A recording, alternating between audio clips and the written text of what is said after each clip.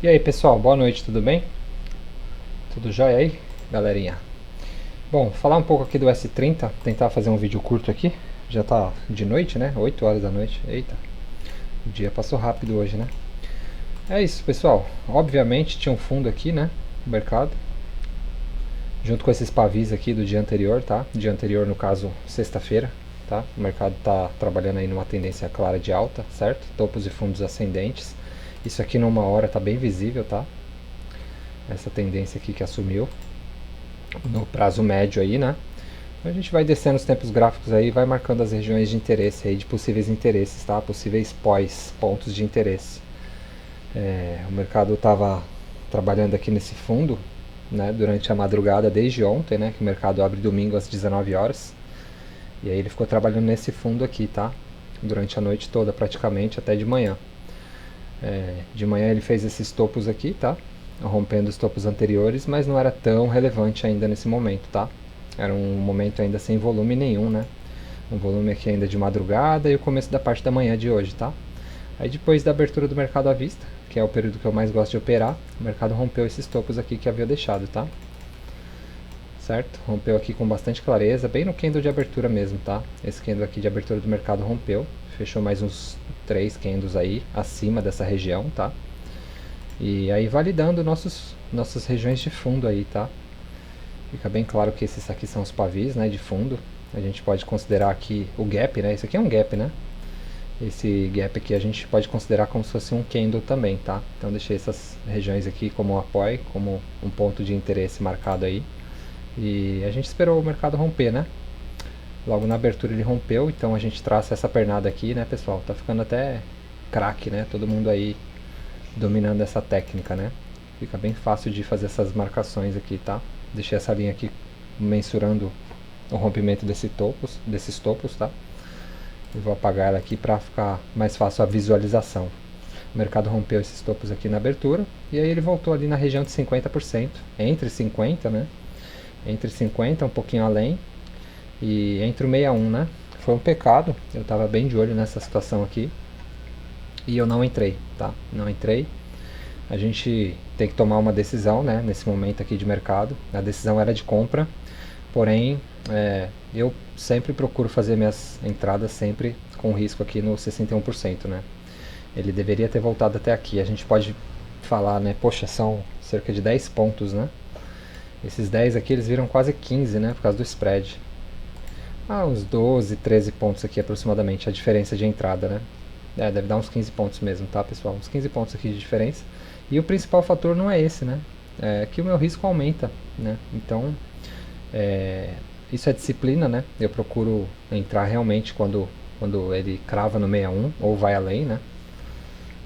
E aí não chegou, né? Isso é um pouco de, sei lá, de exagero meu às vezes, né? Mas é o meu mindset é esse, né? Não chegou, então eu não fiz a entrada, tá? E a gente sempre fica esperando uma volta que às vezes não acontece, tá? E o mercado às vezes você entra assim, afobado um pouquinho, no meu ponto de vista, e depois o mercado faz algum desenho aqui de alta e depois ele vai trabalhar forte no negativo, às vezes até com sweep, né? E o que me faz tomar essas decisões de não entrar aqui não é simplesmente essa diferença, né, de pontos aqui que dá cerca de 15 pontos aí, e sim somar a coisa como um todo, né? Se eu entro aqui, eu pego um pouquinho de spread, né? Então minha diferença até o fundo aqui mínimo dá 80 pontos. Eu nem estou considerando aqui um manejo um pouco maior com relação ao sweep, né? Então, se eu colocar um pouquinho de sweep aqui, meu stop vai para 90 pontos, né? Então fica assim algo um pouco maior do que eu pretendo fazer as minhas entradas, né? Eu bato na tecla de que pode ser que alguma vez aconteça de eu fazer uma entrada assim um pouco acima. Não é o momento ainda, eu não costumo fazer essas entradas acima. E de fato não chegou no meu ponto de compra, tá?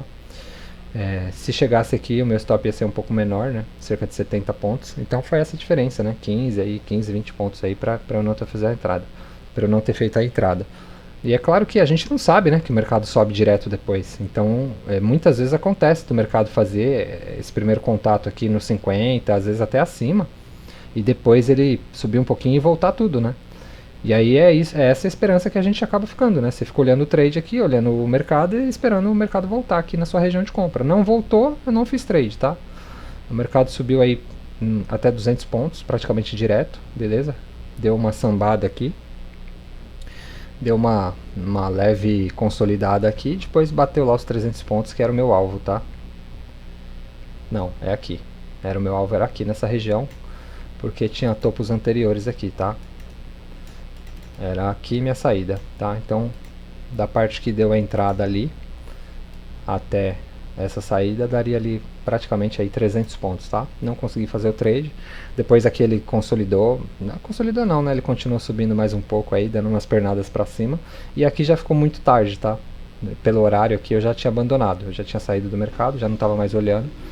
E aparentemente ele segurou numa região aqui, ó.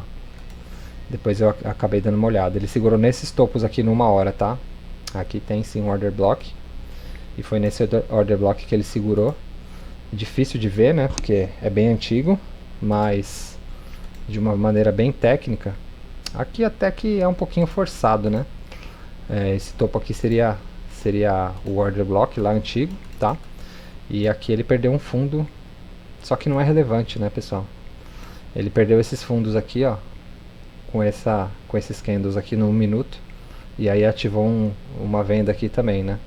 Mudando a característica aí para venda, mas é um pouquinho forçado aqui porque é no 1 minuto e é um movimento assim muito curto, muito pequeno. Eu não estava no mercado, mas acho que mesmo se eu tivesse é complicado, é difícil de fazer isso, tá?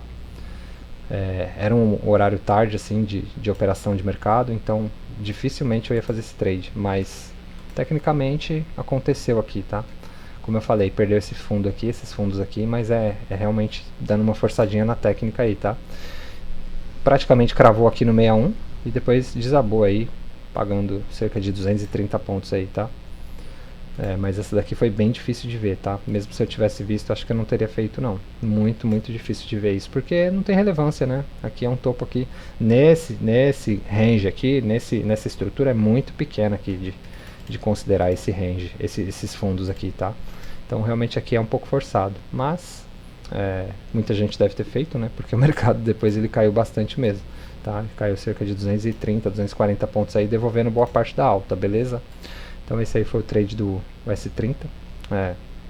Para muita gente deve ter dado a entrada aqui, tá? O mercado respondeu forte aqui. Eu fiquei de fora, mas tudo bem, é assim que funciona mesmo, tá?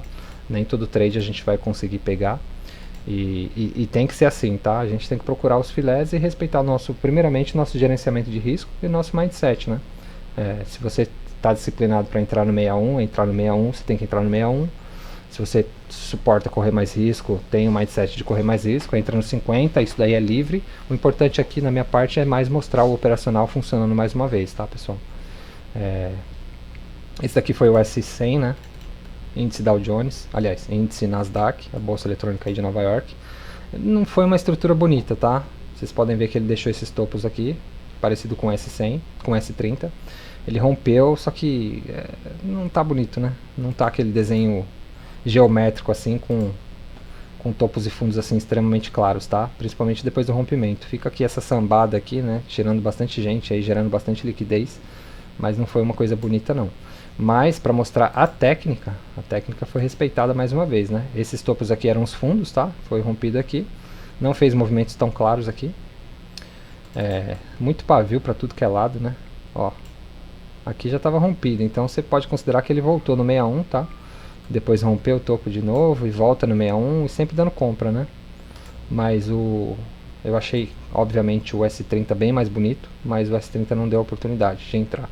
Esse daqui deu, né? Você pode ver que ele vai além do 61, né? Aí fica uma compra legal, né? Só que isso não aconteceu no 30 pra mim. E a minha atenção normalmente é mais no 30, tá? Mas foi...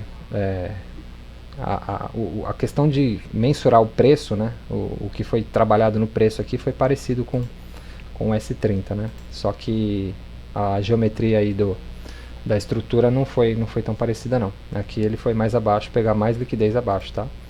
E o S&P 500 ele foi bem mais parecido com o S100, tá? Rompeu, deu uma sambada aqui e depois foi, beleza?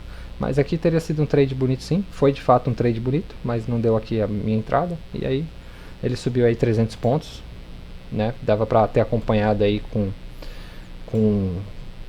um alvo direto nos 300 pontos, ou até nos 200 aqui, seria assim mais conservador. Porém aqui uma saída muito técnica aqui nos 300 pontos, tá? Muito técnica mesmo.